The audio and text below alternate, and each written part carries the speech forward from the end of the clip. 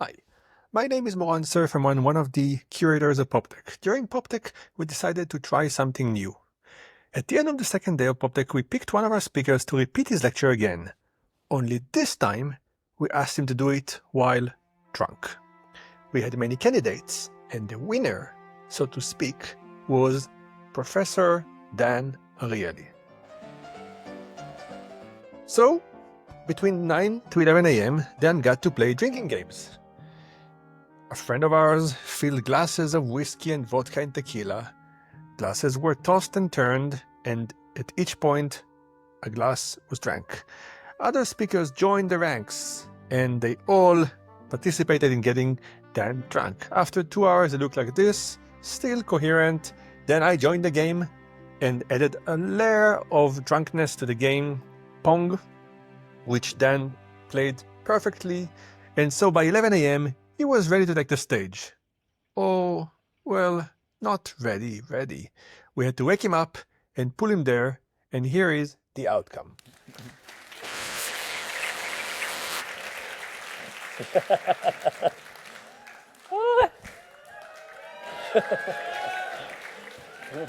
Can we have the lights down? It's too bright. No, seriously. Turn the lights down. So, Can we turn the stage light a little bit down? Perfect. so, John, basically, I went to college in Israel, university, and over the last hour and a half, I got to see what American universities are really like. Flip cup, what was the quarter name? The quarters, and of course, beer pong. Actually, it was vodka pong. This was for extreme. Those of you who don't know me, I'm a very light drinker. I tried 2 days ago to have one shot of whiskey and I was drunk. I had how many? I don't know. So I've drank in the last hour and a half more than I've drunk ever. So just so you know, the light still seems very bright.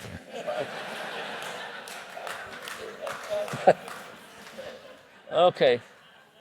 So the original plan was to give the same talk again, but I voted against it, and I thought, there's a reason that we drink, and the reason that we drink is to reduce inhibitions, and maybe I should talk about something that it's just difficult to talk about. Oh, thank you.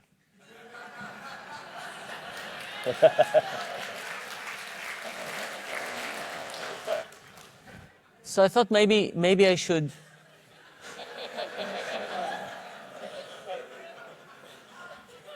Maybe I should. Maybe I should take the time to talk about something that it is related to difficult situation, and something that is aided by having less inhibitions. Okay, so I want to tell you kind of something difficult about my own life, a challenging story. So this was quite a few years ago, maybe 5 years ago, actually. And I get a call during dinner. I'm out with friends at dinner, and I get a call from somebody I don't know, and she tells me that her best friend had an accident and that she's in hospital, and she asked me to go and meet her friend. And I drop everything and I drive to the hospital. It's the same hospital I was hospitalized at when I was burned. And this woman had both of her kids had a terrible accident, and they were badly burned. And she asks me what to tell them, and what kind of question is it, like what to tell them? And there's no scientific answer for this, and I try to go back to my early days in the burn department, and I try to think about what would I have wanted to know and what I would have not wanted to know. And I think about it for a little while, and I tell her to tell them everything about the beeps and the machines, and when pain was going to come and when pain was going to ease off. But I told her not to tell them anything about their actual state, just to talk about the signals in the room, about things getting better and worse, and about when pain is coming and going. And I spent a couple of hours there with her. I also talked to the physicians that are on duty, and I leave. And then a few days later, I get a very quick phone call from her. She's crying, and she's asking me to come back. And she doesn't say anything specific. She just says, "Please come back, please come." So I drive to the hospital, and when I arrive, I realize that one of the kids passed away. And she asked me what to tell the other kid. And again, what do you say about something like this? And I just try to simulate what it would feel like to get such a terrible news when you're in that state. And I tell her not to tell him anything. I said, keep it from him for as long as possible. When you're in and out of consciousness, intubated, how do you even process anything like that? Drugs,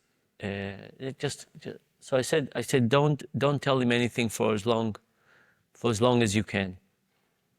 And I leave, and I don't hear from her for another maybe 3 or 4 months. And 3 or 4 months later, she writes me, and she said that her son is out of the emergency room, and she asks me to send him a positive, optimistic note about his future life. And I start thinking about what can I say, and the reality is that he was so badly injured that I think he would have been better off dead.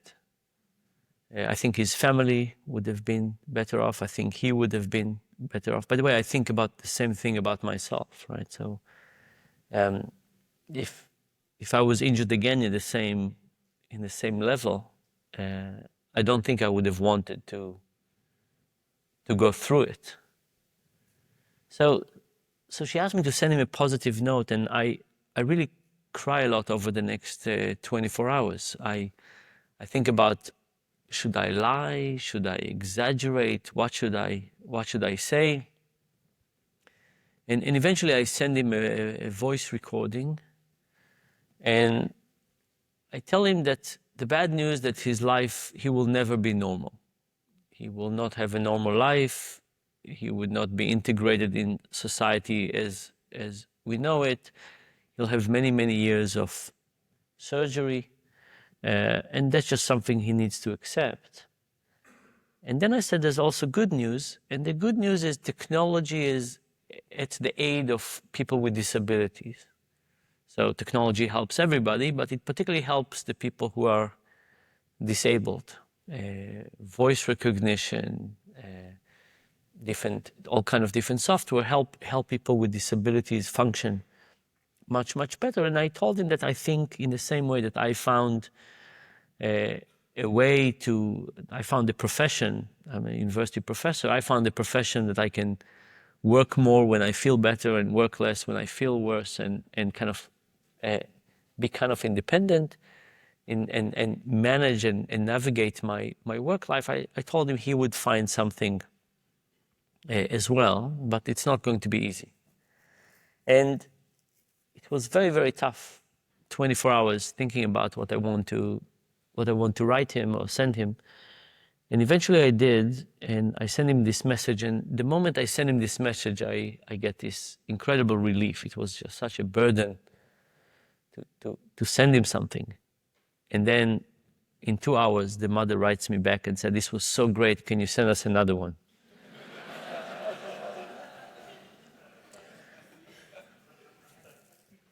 So I kept on writing him from time to time. And a few months later, I happened to be in the same city he was in, and I went to visit him in hospital. You know, the first 2 times I went to see him in hospital, I really didn't see him. But now I came to see him. And I came to see him in hospital, and I was really very worried. I've been back to the burn department a lot, but never to visit somebody.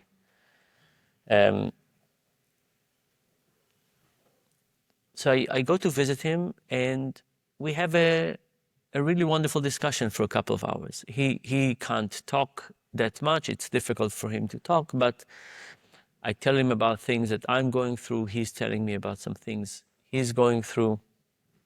And I'm feeling very optimistic about the way the day is progressing. And then the nurse comes in, and she tells him that he needs today to start a new kind of treatment. And she names the treatment, and I remember that treatment. And he asks, "Can we do it tomorrow?" And the nurse says no. And she said, "Can we do it in a few hours?" And she says no. And he said, Can we do it in just part of my body?" And she says no. And at that point, I basically can't stand anymore. And I go to the side of the room, and I sit on a chair, and I lean down and try to breathe heavily. And I remember all the times when I tried to negotiate things with nurses, also unsuccessfully. And I remember the feeling of helplessness that comes from being a patient in hospital. And I really can't bear that anymore. And I say goodbye, and I leave the room, and I walk around, and it's made me realize that, you know, up to that point, I really thought about my physical wounds and the physical pain and so on. But the reality is that that's all true, and that's all very painful and very difficult. But the feeling of helplessness, the feeling of being at the mercy of other people with their own timeline, things like, you know, waking patients up at 5 a.m. to take blood sample. Because I was burned in most of my body, they would take blood from the vein here. It's not the best way to be woken up. At 5, you know, I would fall asleep at 2 maybe. You think about all the things that hospitals do that take the dignity out of people and leave them at the mercy of just a system, and the feeling of helplessness. It's really terrible. So it's not to belittle the physical pain. Anyway, I saw this kid the night before I came here again. He is on this very, very difficult path. He's doing much better. But still, there's a long road, and the complexity is there. And I could also see some of the residue of the feeling of unhelplessness and anger that comes with it. Now, beside of telling you that story, I want us to reflect a little bit about life in the company of misery. So here's the thing. I get emails or phone calls from somebody who got badly injured about once a week. And I call people up and talk, and I try to help them. You see, what happens is when people get injured, they often see what they've lost. They don't see how life could look after that, and often they're looking for somebody else who could say, what is the path for improvement after that. And I talk to different people at that. And when you look at my life, and you look at the fact that I put myself into this situation, I talk to these people, I spend time, and so on, it's always a sad experience. It's not a happy experience. It's not as if I spend an evening with somebody or even a phone conversation and I say, this is a great evening. There's this notion of we have the right to pursue happiness. What kind of happiness do we mean that we have the right to pursue? I think the standard interpretation is that we have the right to sit on a beach drinking mojito, something that maximizes momentary happiness, right? If you wanted to be happy at the moment, that's probably what you would do. But if you think about my experience with these people with other injuries, and there are many stories like this, this is not a composition of moments of happiness. In fact, it's a composition of moments of unhappiness. Only at the end, it does give me a sense of satisfaction that is not really the standard way of thinking about happiness. Or think about another experience. Think about something like running marathons. I don't know if anybody here has ever run a marathon. I haven't. But I sometimes watch people running marathons. And they're suffering. Like if you looked at the experience, you would not see these people are having fun. In fact, if you were an alien and you came down to Earth and you measured like brain activity, you would say, these people must have done something terrible for society.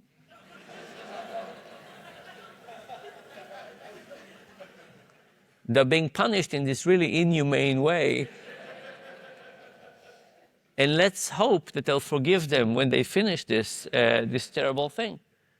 But nevertheless, even though a marathon is a combination of moments of misery, at the end it gives people a sense of satisfaction and purpose and accomplishment and competition and all kinds of things.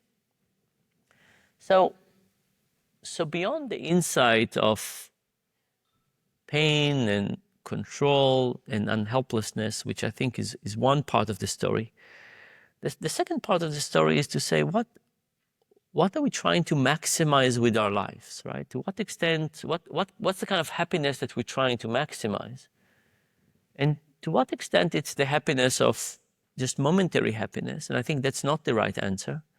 The right answer of what we have the right to pursue is the longer term. Meaning, satisfaction, a sense of helping other people. Now, sadly, most of those things come with no momentary happiness, right? It's a very strange thing to say that that's a way to experience happiness, because it's not really happiness. It's a very different feeling. It's a feeling of I'm contributing, I'm a good member of society, I'm having a sense that something is accomplished. So how do we think about these two types of happiness? And maybe my last point is that one of the things that I'm really struggling in life with is the balance between these two types of happiness. Like all of us, I'm bombarded with all kinds of requests for all kinds of things. How do we balance the two types of happiness? How do we balance the happiness of enjoying a moment versus the happiness of feeling that we're contributing or helping or assisting? How do we figure out what's the right mix? For a long time, I thought that even exercising was self-indulgent. I said, given the way you could have an impact in the world, how is it I can justify, 35 minutes of exercising? Isn't this just self-indulgent? I got over that one. I exercise from time to time. But the problem is a deep one. I think we all struggle with it. I don't have a good answer for this. Just that I think we need to recognize that we have these two different types of happiness, and that pursuit of one comes at the expense of the other, and what's the right trade-off for us. So I think my time is basically on zero. Maybe it's been on zero for a while. I have no idea. I didn't look. What do you see?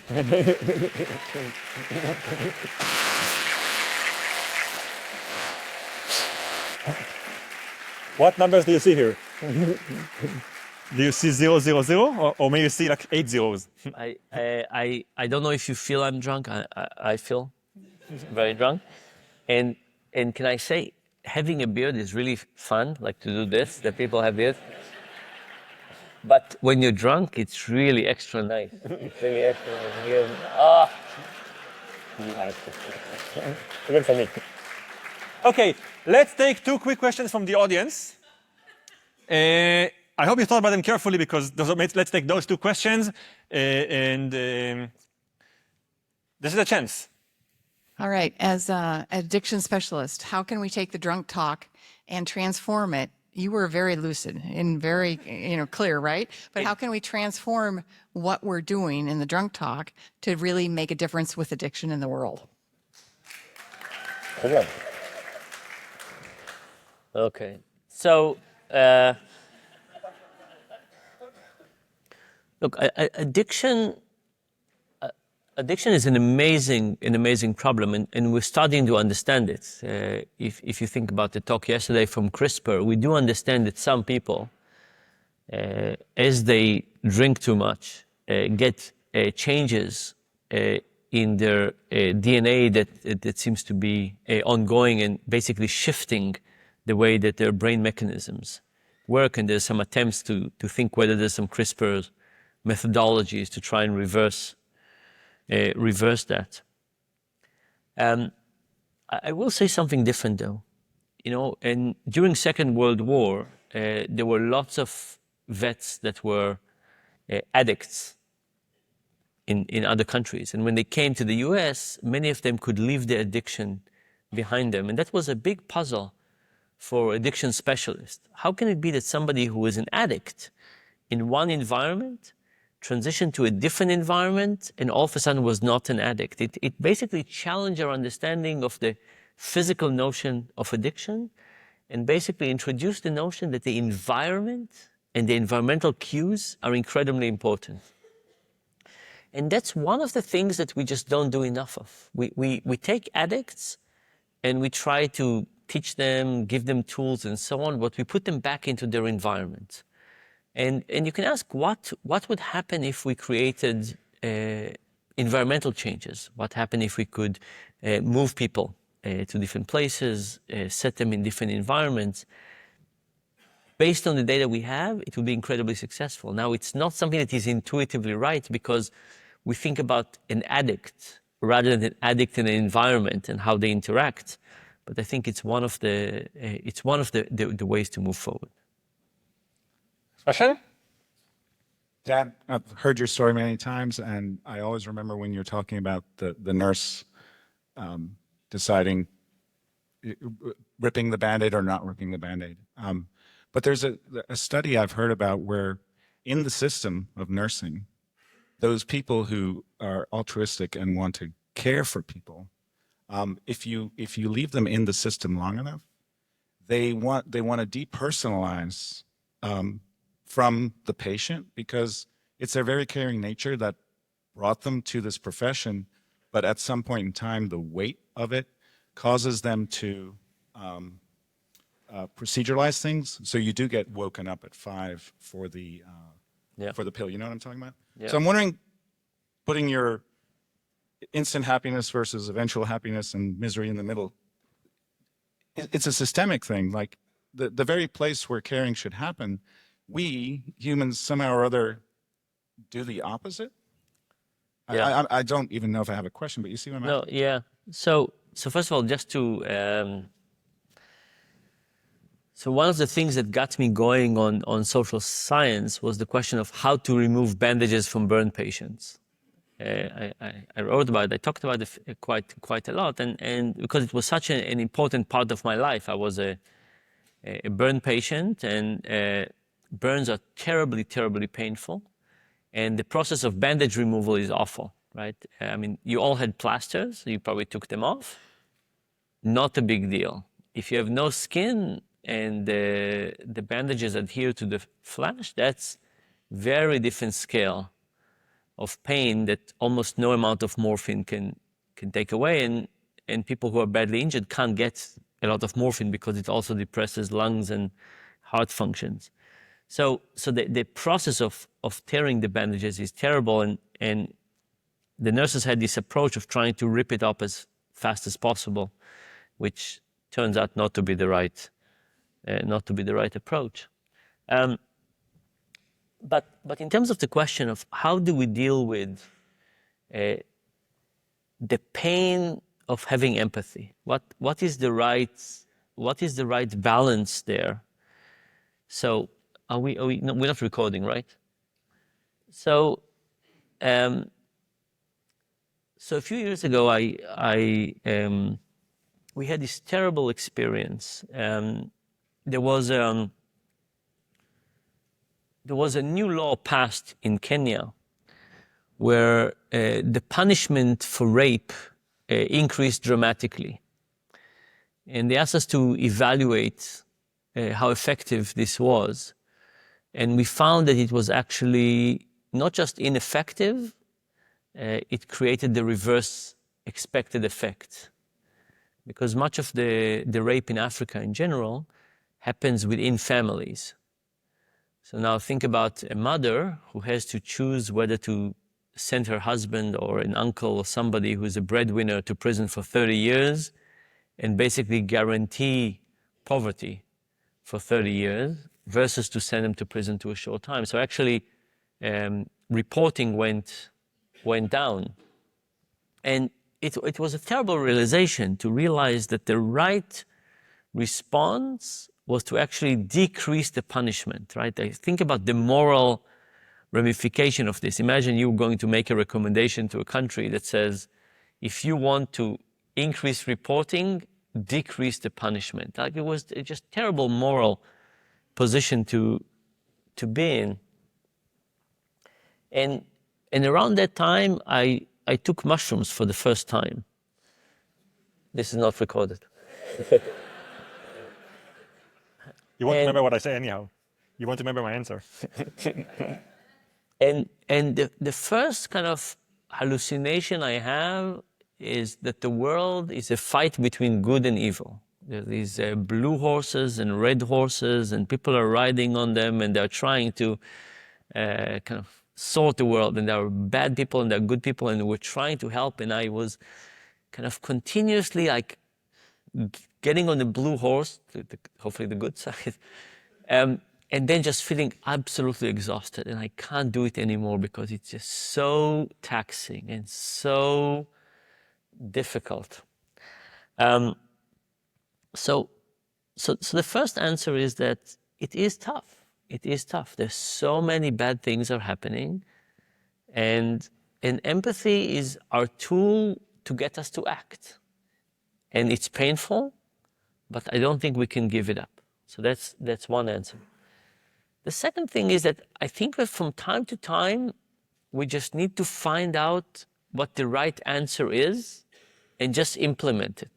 And it's not about empathy, and it's not about what nurses feel. It just says, this is the right answer, and here is what the process is. So I'm hoping that we could have a balance. We could have deep empathy and the pain that comes with it. We can be motivated to find some better answers, and then we could just implement them with some rule-based system that doesn't call the empathy. Thank you. I like that you finish with the need to have the right balance. I can walk you towards the stage, make sure that you get safely. Thank you so much.